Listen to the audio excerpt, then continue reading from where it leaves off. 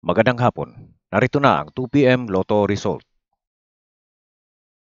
Sa araw ng Huwebes, September 12, 2024.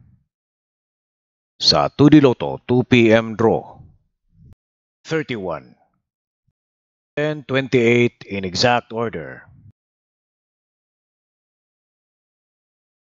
Sa 3D Lotto 2 p.m. draw, 5, 1, and 3 in exact order.